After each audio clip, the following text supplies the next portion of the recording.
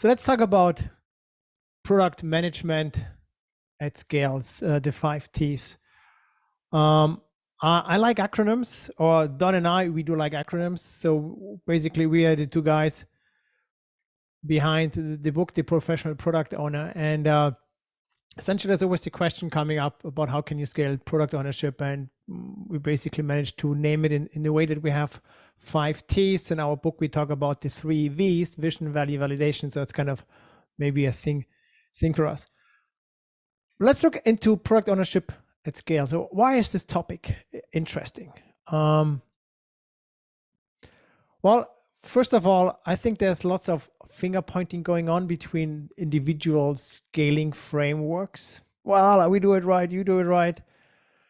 But I think, don't we have all the same principles, the same good understanding, good intentions? So why all this finger pointing and blaming? And so essentially, I think kind of what I'm going to talk about in the next probably 30, 40 minutes is really about, these are some principles you can be using in any framework in any way. And I'm pretty much sure probably many of those you have already done, just not being aware about how we named it. Essentially, it's often like, oh wow, yeah, sounds familiar. I've done this already. I've thought about that. Now, what's the product owner's job? Well, if you go back to the Scrum Guide, it tells you it's accountable for maximizing the value of the product. As simple as that. Now the question is, what does value mean for home and so on? These are all the talks we had before. Now, and what's the responsibility of the Scrum team? It's accountable for creating valuable, useful increments every sprint. So there's a really tight collaboration between those two, but still the product owner is, and I was in the beginning in the breakout room, a single wringable neck. This is how we often call it. Now, if something is wrong with the product, we go to the product owner and take the product owner's neck and press on it really, really hard. But what is really a product owner's job? And these are kind of many, many things I've discovered looking around. Now, that's lots of work. That's really lots of work. And it really depends on how you understand the product owner's job. And if we go back to the title of the presentation, Product Management at Scale, and that name is by design. Because for us, a product owner is a product manager who thinks and acts in an agile way, engages the developers differently, engages with the stakeholders differently, usually uses empiricism, closed feedback loops as quickly, as fast as needed as possible. Now, well, I could try to do it all. Well, like let's say I have a small bakery and I can take care of my customers. I can take care of accounting. I can take care of cleaning my shop. I can do the baking. But should I? I mean, essentially doing all this stuff basically means it keeps me away from getting better at what I do. I want to be an entrepreneur. I want to come up with new ideas, develop better products, improve the existing products. And the way I like to think about it is the following, like on this graph with expected benefits and the different types of product owner roles. Often like, hey, Ralph, I'm a product owner. And I say, well, great, let's talk. Well, I got a thick binder of requirements and now I'm typing them into Jira as stories. Great. You are a scribe. You're someone who's really good at typing lots of stuff really, really fast. And somebody was mentioning in a talk before, ticket owner. Maybe that also goes into this direction. The next step would be, well, I'm the order taker. It's like in a restaurant. You go to the waiter comes and you tell him, well, you know what? I'd like to have the salad without that and the sauce on the side and so on. And then they would go back into the kitchen, come back. Oh, I'm afraid we have prepared this already, so we can't take it out anymore. And then it's kind of, you go forward and backward. You're kind of a proxy. That's what the name tells you. Product ownership. There's meaning in the second word ownership because you own the product. And again, the product owner is there to maximize the value of the product. Maybe we don't have that so much on a scribe and on a proxy. The next one would be a business representative. That's really somebody who understands the domain the product is being used in. If I would do a medical product, I would maybe like that my product owner is a nurse or a doctor who really knows, well, always do this in this case, be really careful there. And over there, just come back and ask me again. because I need to really kind of make sure you do it right. I was once at a bank where we're developing a new accounting platform, a credit-backed platform, and a brilliant product owner. And there were situations where I said, well, instead of doing this feature, I wouldn't do this at all. I would spend the money rather doing this. But he couldn't make those decisions because he wasn't in charge of the budget. So that next step would be being sponsor. So essentially what we mean with that, you would get a amount of money and basically tell you, hey, make the most out of it. Now, it doesn't mean you can print your own money, but at least you would have like some leeway to navigate that. And then there's one step addition on top of that, going back to what I just said before, entrepreneurial mindset. So technically there's no big difference, but mentally there's a lot, and some people are really good at doing that. They see ideas, product ideas where other people see problems. And this is really something we want to leverage. So this red dashed line I just put in there, that's really important for me, because on the left-hand side of this line, are you really product owner? Because you're being told what to do. Now on the right-hand side, yes, you can really drive and initiate the product, and there are varying degrees of that. So the question is often like, how can I move from the left-hand side to the right-hand side? And from the talk just before, from David, one of the questions was like that, and just say, well, you have to basically get the empowerment by convincing through the work you do.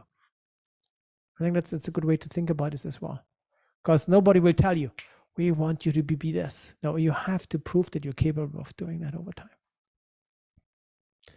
Now, also the things on the left-hand side of the red line is tactical work. The right-hand side is more strategic. Now the question is, as a product owner, should you be more strategic or should you be more tactical? Or both? No. Let's come back to all the things the product owner is supposed to do. And let's arrange them where they belong. So there's lots of things which is really tactical. Some of the things are very strategic.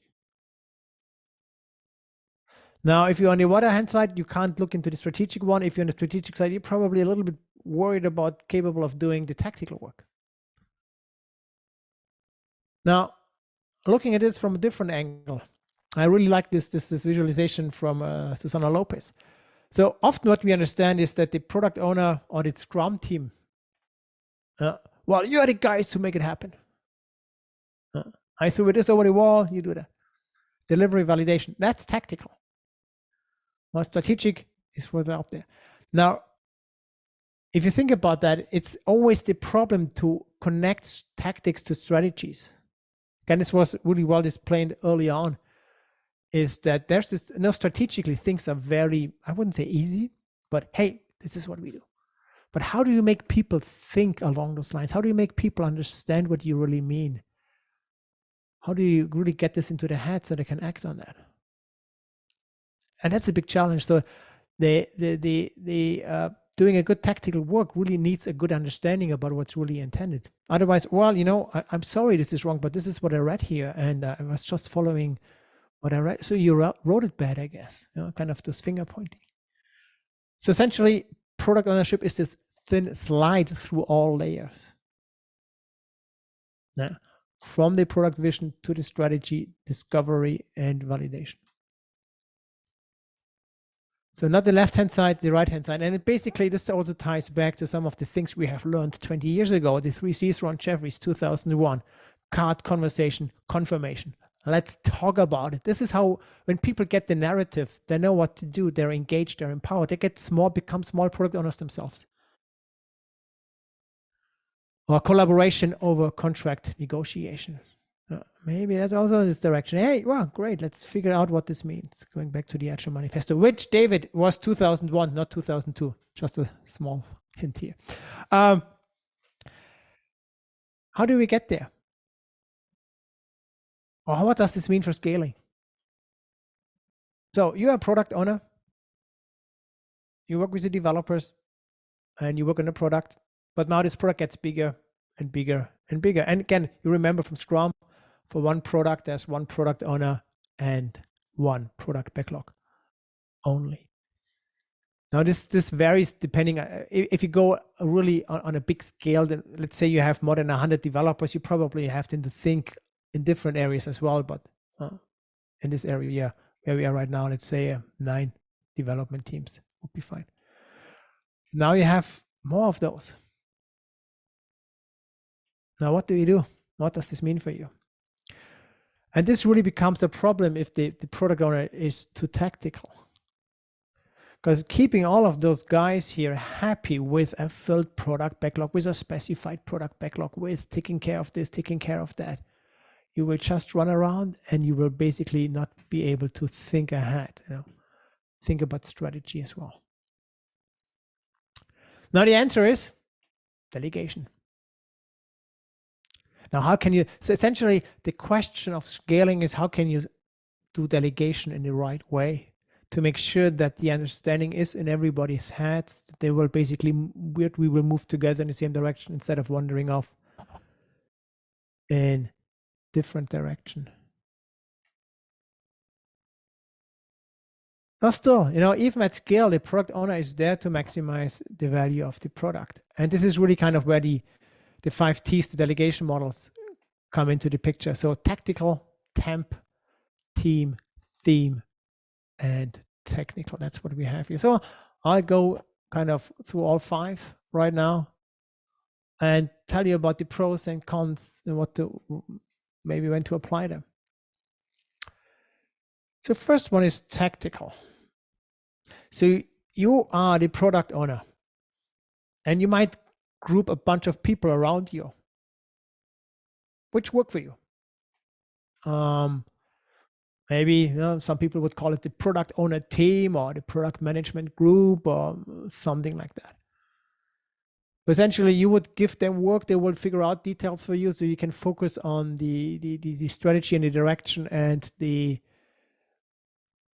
other ones, say the product owner team, they will take care of the tactics and execution. So they would really kind of also work with the product backlog so that it's available for the developers once they start to work on that. Now, what's the good? Let's just compare the good things and the bad things about this approach. I mean, well, it's a dedicated room for the tactical work. So the tactical work will be done. It will be done probably really seriously to the understanding, because they probably hopefully work really close together. That's the assumption here. But again, there's a lots of distance in between. It's still a very strong hierarchy thinking. Well, there's the people up there, they're the smart ones, they're the one with the good paycheck and the parking lot and the whatever. And maybe this delegation left and right and then down might also cause loss of information. But yeah, I've seen this work with all the pros and cons. That's an option. The next one is what we call the temp option. So what you would be doing is you would assign a representative to each one of the teams. And by doing this, you will bring the tactics and execution closer to the team, which is good. Then often the question is, how do we call, because often these people then become called product owners. How do we call this product owner over the product owners? And then we have maybe a chief product owner, super product owner, product manager, whatever. No, I don't care how you call those people. For me, the person at the top is always the product owner. Now, let's balance this once more. We have now one dedicated person per team, which is really good. So there's short communication in here. But still there is hierarchies, because maybe you have to talk to this person instead to the product owner. And then these people often tend to become proxies, which we talked about a little bit before. And the other problem I often see here is that how can we make sure that the horizontal communication between those product owners is really facilitated? And I would put this on the shoulders of the product owner at the very top, the green guy here, to make sure that everybody is on the same page, because otherwise, people might have wander off into different direction. Do you see this trend here? Maybe we start off with the tactical solution, and then we realize at some point maybe we should bring them a little bit closer to the teams. Let's go into the temp solution. And then maybe as a consequence later on, you would go to the team solution. So really delegate the responsibility for their work in their area to the team into itself. So essentially what you would be doing is you would bring in people like that. And this could be a business analyst or a subject matter expert or something like that. And make sure, they really get immersed into the team. They become part of the cross-functionality of that team. And they stay also in close collaboration with the product owner and make sure, everything is understood, clearly communicated.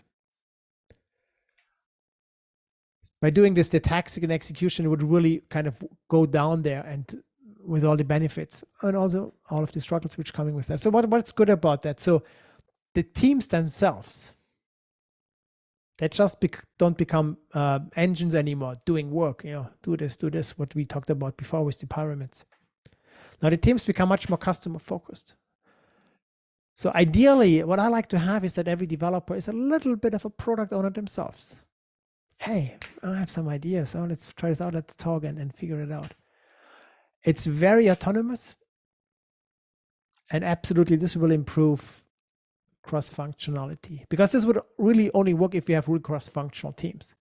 If you would have one team here for business analysis, one team for programming, one team for testing, if you would separate it by activities, that wouldn't work in that way. So that's kind of, if you can do that, great. You have good team compositions. On the other hand, the teams might not be ready yet. So it's not a quick fix. It takes some time to set up and get there. Maybe again, you go to this transition, tactical temp team. But on the other hand, maybe your stakeholders aren't ready for this yet. If suddenly, you get an email, or maybe you go into a meeting and you're talking to developers. Well, I'm supposed to talk to the product owner. Well, we handle that for the product owner. Oh, this is strange. Kind of, maybe it takes also some time to navigate them there in this direction as well.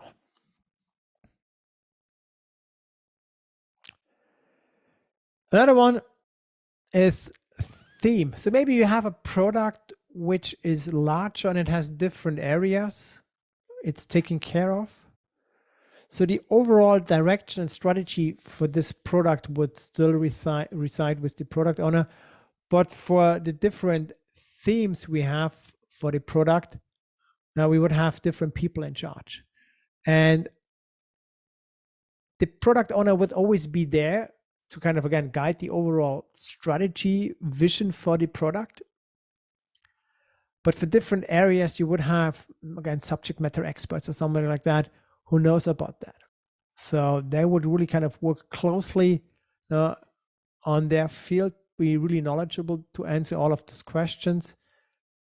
And so overall, let's look at, for example, the sprint planning. The product owner would be there, but those guys would be here as well. And then they would probably answer specific questions if they come up, or even I would refinement place for those guys to be, depending on where they need to go, which topic is refined where, and so on. So essentially, they will always be the teams in contact with the product owner, but they can also go to those people and get questions answered if something comes up, if there's something important happening there. So the execution would be really down there. Tactics maybe a little bit over there as well. So it's kind of not clearly separated where this is going. I think there's execution sure is down here, but tactics and strategy would still be further up. What I often see is that this approach with the themes is often like a step in between. Maybe at some point you realize maybe we should have different products, and then you would break it apart and install different product owners for each one of those new products. Which all the things about that, different new budgets, value thinking, and so on. Now, what's good about that? Again, you would have a dedicated group for the tactical work. those people here. So again, the product owner is about strategy. They would think about tactical work. But again, there's a lots of distance. So the teams might still be too far removed from kind of all the thinking which is happening there, the strategy and the tactics. The different delegations kind of might still cause a loss of information. And again, this is a very strong hierarchy thinking. Well, we are up there, you are down there. But the idea is, again, think about how can you get to this more vertical product ownership slice.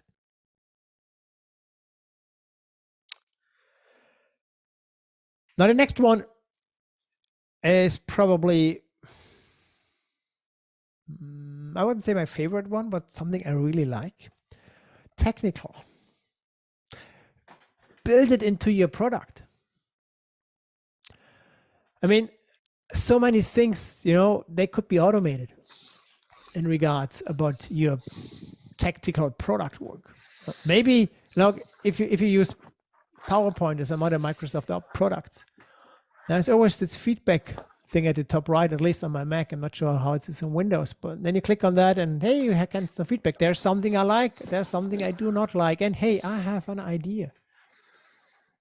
Now, I don't know how many million people, hundreds of millions of people use Office every day, but if enough people say, I would like that, maybe they go ahead and implement that because now they have some kind of a good, strong indication that this is important. I have some static noise here right now. I'm not sure if someone is kind of close to the mic, breathing into it. I'm not sure, but what I'll do quickly is just mute everyone, and then you'll just have to unmute quickly, Raul. Okay, I can do that. Okay, try now. Okay, great. Thank you, Milan. Now we heard also some of the other talks about A/B tests. Great. Hey, we don't know if feature A is better than B. Well, you would never know until you try it out. So run an experiment. Give some percentage of your users feature A, some of them B, and then compare what gets you closer to the result. Or maybe have your customers actually vote on features. Maybe you bring it in here. These are some feature ideas we have. Go there. You have so many points you can spread out along those lines. I think this gives you really getting closer to this, what your customers could be. I mean, still in Scrum, we have the sprint review where we bring in our stakeholders. But some of the customers are far away. Maybe they sit on a different continent and things like that. And again, this is where the technical elements really become helpful. Or maybe beta testing group. I'm not sure if this is still the case, but I talked to someone who's really like a Microsoft guy, an MVP. And for their Azure cloud team something, they have, I think, 6 million beta testers. So every night, pretty much, they get a new version of the product. So they really want to be cutting bleeding edge with all the benefits and also all the risks which are part of that. So, hey, if you can find those people, sure, empower them. If they move up to the beta testing, well, you can just, guys, hey, we run some experiments with you. You will know what are the next features to come. So there's many technical opportunities out there these days, and technology is there to support that. And if you can't leverage that, that's not a problem of this approach. It's a problem of the architecture infrastructure you have in place. So tactics and execution kind of would be put into the product more or less. Now, also you can think about, technical is not an either or. You might use one of the other 4 delegation models and also say, hey, let's do some things technical. Let's leverage this more. So there's so many things out there, feature fakes and stuff like that. So what's good about this? Automation. I'm a big fan of automation. Everything you can automate, you probably should automate. Makes the teams much more involved, because suddenly they have to implement features to get an understanding about, hey, A/B testing about this and that. Okay, how do we measure those data? How can we leverage those data? How do we look at them and all of that? And because they have to prepare all of that so that the product owner can look at those data. And it's technically challenging work, which the developers usually like. On the other hand, it's probably initially fairly expensive because you need up some technical capabilities beforehand. And this could really also mean that you might have to refactor some chunks of the existing application to bring that in there. So again, these were the kind of the 5 Ts, and I'm sure, now thinking back about what you have done, yeah, I did technical, I did this, I did that. Oh, actually, I started off with that, and then we ended up over there. And I think these are the most common scaling approaches for really kind of product ownership. Now going back to this graphic we had seen before. So these are all the activities of the product owner. And if we now go ahead and we place them on here, well, this is what we think the scribe is doing. This is what we think the proxy, business representative, sponsor, entrepreneur, and so on. And let's go ahead and let's put in this. Hang on, something is, here we go. No, it works. So the question is really kind of, where are you on this? Where are you placed as a product owner? Now, essentially, if you are more towards the right-hand side of the red dashed line, you start to really think and act much more strategic. And this also means that the work we have here on the left-hand side is being done by someone else. Again, think of the 5 Ts. Give it to those, use technologies, and all of these things. And basically, if you have reached this tactical level, it's really important to share the vision and your current product goal. And again, thanks back to David, because he really explained the product goal well. Many people are struggling with that, so that was great. So, but share your current vision and your current product goal in a sprint review again and again and again. Now, if people say, I don't want to hear the vision anymore, you probably just say it often enough. Because this is really why we do it. This is really why we spend all the money.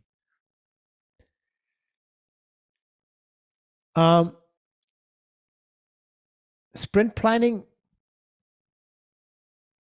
if you can, go there. But if you have really good delegation in place, and if the people you have delegated to have understood the vision and the current product goal, they might just do it themselves. But this only works if you have a clear vision and a clear product goal, because otherwise people would, again, wander off in different direction, and then we wonder why this doesn't really align. For me, it's always about the mental alignment. And this is where kind of, I think, as a product owner, this was mentioned before as well in the first talk in the breakout room, is, be a good storyteller as a product owner. Provide the narrative. Because I believe that strategy is in the future, but strategy, even though it is in the future because it describes the future state, it impacts our present. Because today, tomorrow, that's when our tactical work happens, and it's always influenced by the strategy. So people really have to understand this strategy. Daily scrums, absolutely not, even though I don't like to have product owners at my daily scrums anyway. Because once the team committed to the sprint goal, your hands off. They come to you if they have a question. You don't oversee them. You have to trust them that they deliver that increment at the end of the sprint. All sprint retrospectives, not necessary. I'm saying all here because you might want to go once in a while. Maybe if something has happened or something like that, absolutely. But again, it's not that important anymore. But maybe if something comes up, some action items which take your involvement, sure, then you have to be available for that as well. And it's really about product ownership is about focusing on vision, value, and validation. So here we have the 5 Ts again. Again, tactical, have others help to manage the product backlog and other tactical things you have. Temp, assign a representative to each team until the teams are self-sufficient. team, delegate it into the team, make the team really self-sufficient in that regard, help them to become cross-functional also in the product owner aspect.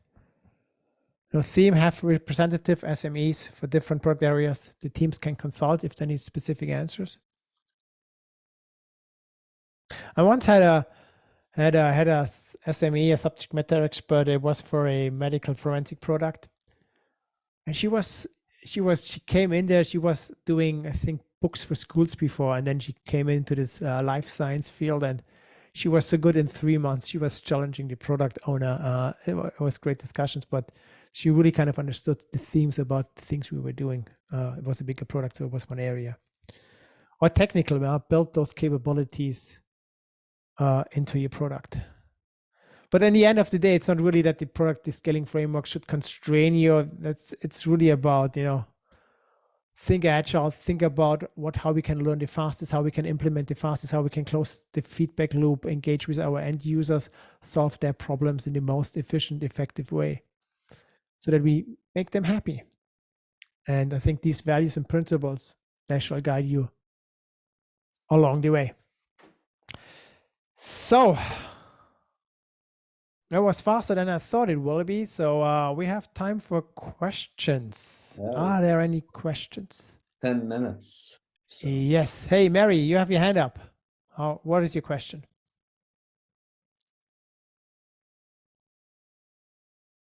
Oh, sorry, I was struggling to unmute myself. Can you hear me? No problem. I know this Okay. problem. Oh, fantastic presentation. Thank you so much. However, I find that things like this are easier to achieve with small organizations.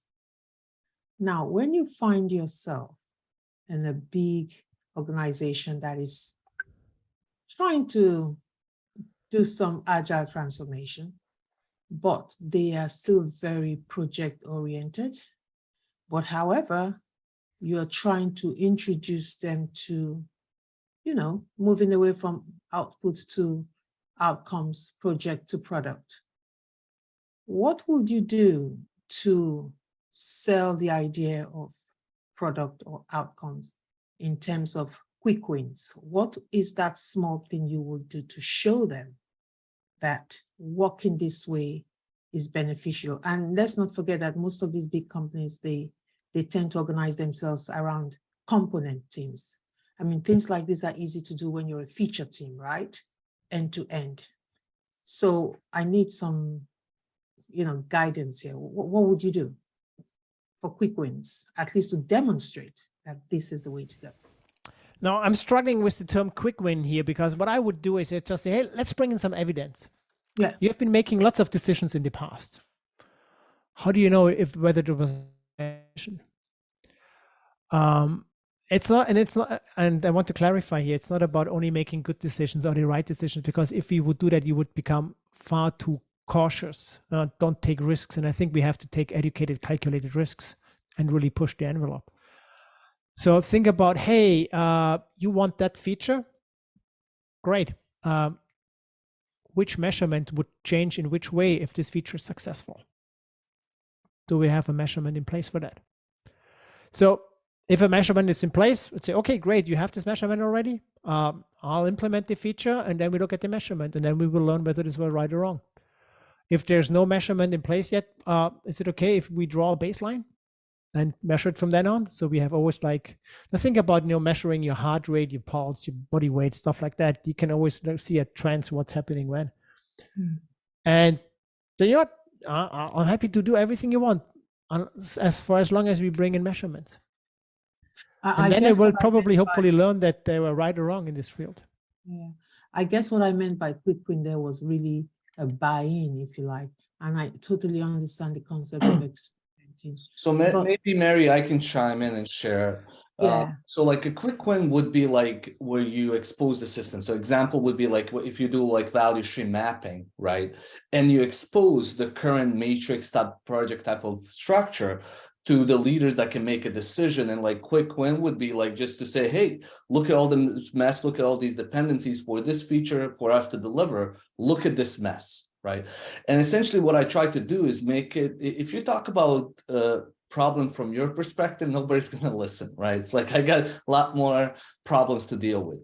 But if you can visualize and help them understand the problem from their perspective, this is, maybe your boss, or if you're product owner, or somebody else like in a tactical side that Rob talked about. It's really about exposing the system, showing them what's wrong with the system, and starting with where they are. And usually when you actually do that, people are, I think either Ralph or somebody else said earlier, like we're all on the same page. Nobody wants to screw or most people, I'll take that back. Most people don't want to screw their company over, right? Everybody has, and most people have the good intentions, but what are you doing? Like a lot of times people think it's Scrum Master's job to do the value stream mapping or understand the end-to-end flow for whatever you're doing. So that would be my suggestions. I don't know if others have like exposed the system and talk about their problems, not your problems. And so essentially, they should be able to talk about the metrics that really matters to their business, right? Well, you should be talking about the flow metrics, and maybe this is where you need to overlap. Sometimes the flow metrics might not be something that they care about because they're responsible for their own little fiefdom and their own little thing. So you might have to look at it both from end to end as well as from what they're incentivized. I recently dealt with and one guy at a client office said, Milan, I know what the right thing to do is, but I also have kids in college. So sometimes people will know what the right things are to measure, but they're doing what their bonuses are incentivized. Yeah, there are a lot of factors. Thank you very much. That was a good. So I'd like to add something on top of that, and I agree with what you said, Milan. I would approach differently though these days, because if you tell people this is all the crap you have, they feel personally, and this is a mental thing. This is not maybe they're not even their personality. It's just their brain, the amygdala kicking in there. If you challenge someone's status, they will shut down. They won't be open for new ideas. So I would say, hey, you know what? Would it be okay to go back to example? Would it be okay to map out the value streams to see like what's the life cycle of a new idea until it gets developed, until it ends up with would it be helpful? Oh yes, that would be great. Okay, so now they said yes to you do something. So thereby bought in, and they now look at this. I mean, I think this got you so far here. This is really good, but it's slowing us down for the new things we want to do. So would it be okay to think about different alternatives, how we can organize the value stream differently? They probably would say yes again, and now you have their commitment for supporting you. Absolutely. And this is kind of what I'm doing. So because in the past, I waltzed in and just said, this is all wrong. We have to do it this way. And nobody was listening. They were shutting down. They were saying, yes, but all the time. And I didn't know why. Because I really thought I showed them the Holy Grail. It's their brain. Just approach them in a really much more different way. Very good point. But you need commitment. You need a lot of commitment towards identifying your value stream, don't you? Because you really need people who understand the business, who understand how value moves to the organization to commit in the first place to that value stream. Correct. What Ralph is saying, and I completely agree. I put a link like in the SCARF model, they talk about, how are SCARF. Yeah, that's what I was referring to. Exactly. How people are running away. Like depends how you talk to people about these things. So a lot of times like, people will feel threatened in a way, even though you have good intentions, and they won't support you in value stream mapping because they feel like, oh shoot, my position is threatened. You're threatened the certainty. Yeah.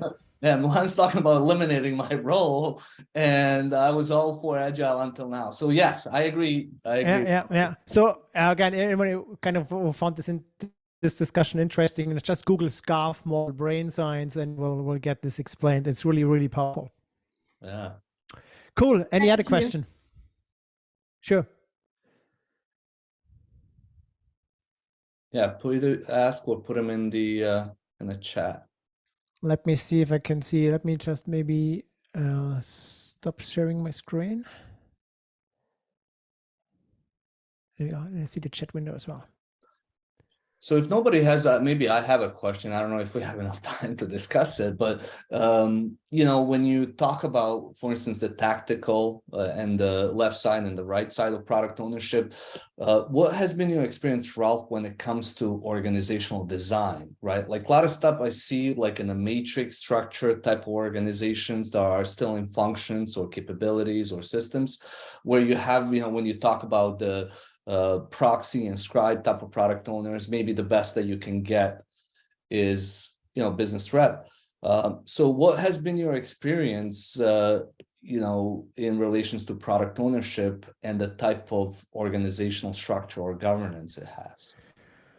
Well, let me start off with what I would like to see, and I go back to your value stream, because I believe value streams are really, really important. So this is your customer.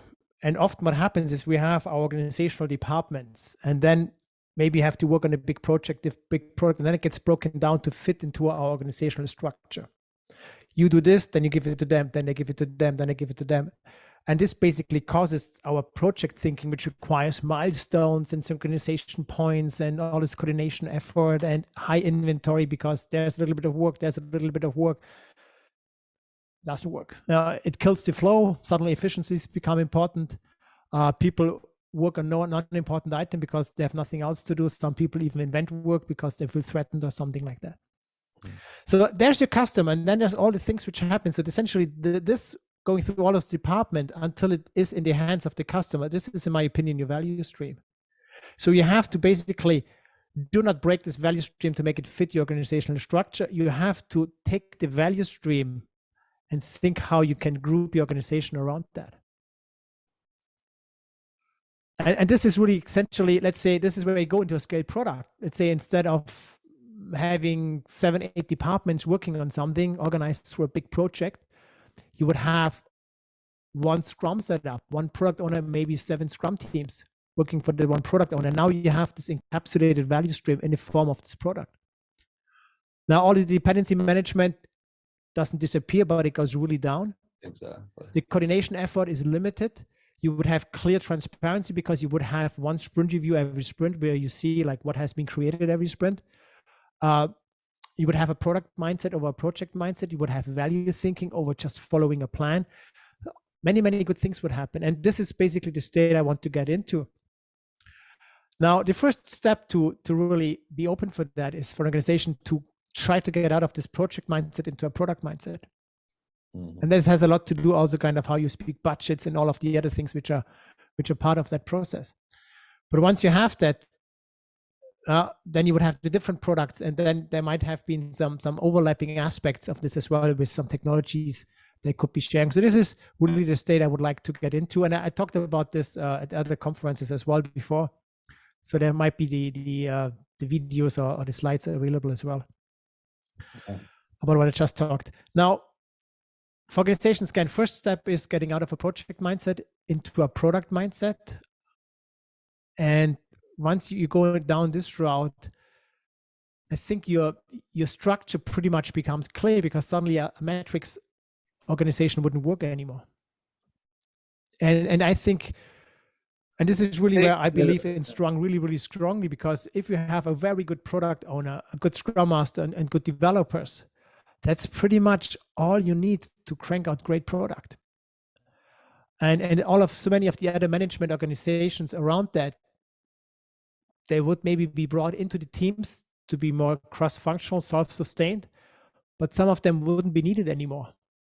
And this is often then where you can observe the resistance from within the inertia from within an organization.